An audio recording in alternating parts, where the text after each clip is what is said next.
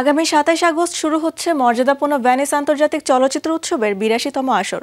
উৎসব শুরুর আগে ফিলিস্তিনপন্থী নির্মাতা ও দেশটির জনগণের জন্য এলো সুখবর। ফিলিস্তিনে ইসরায়েলি আগ্রাসনের বিপক্ষে দাঁড়িয়েছে ভেনিস উৎসবে অংশগ্রহণ করা ১০০রও বেশি চলচ্চিত্র ব্যক্তিত্ব। ভেনিস ফর প্যালেস্টাইন এর ব্যানারে জড়ো হয়েছেন তারা। Get ready. Venice Film Festival kicks off with Paolo Sorrentino's ইতালীয় চলচ্চিত্র শিল্পের পেশাদার মিডিয়া কর্মীরা ভেনিস চলচ্চিত্র উৎসবে সক্রিয়ভাবে ফিলিস্তিনপন্থী অবস্থান নেয়ার জন্য খোলা চিঠিতে স্বাক্ষরের মাধ্যমে শুরু করেছেন আবেদন। এদের মধ্যে উল্লেখযোগ্য হচ্ছেন ইতালীয় নির্মাতা ও লেখক মার্কো ভ্যালেকিও, নির্মাতা মাত্তেও গ্যারন ও ইতালীয় নারী নির্মাতা অ্যালিস রোহর ওয়াচার সহ আরও অনেকে। ভেনিস ফর প্যালেস্টাইন ব্যানারে একত্রিত হয়েছেন তারা।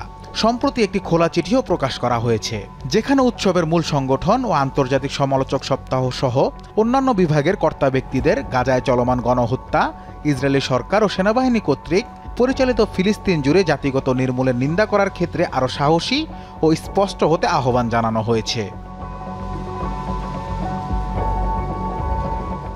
Stop the clocks, turn off the stars শিরোনামে উন্মুক্ত হয়েছে চিঠিটি, যেখানে লেখা আছে ফিলিস্তিনের এমন অবস্থা যে এখানে জীবনযাপন করা কঠিন থেকে কঠিনতর হয়ে উঠেছে।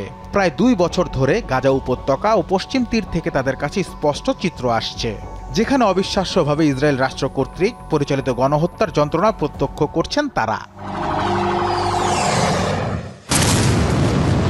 এ খোলা চিঠিতে ইতালীয় মিডিয়া ব্যক্তিত্ব ছাড়াও অন্যান্য দেশের চলচ্চিত্র সংশ্লিষ্টরাও স্বাক্ষর করেছেন।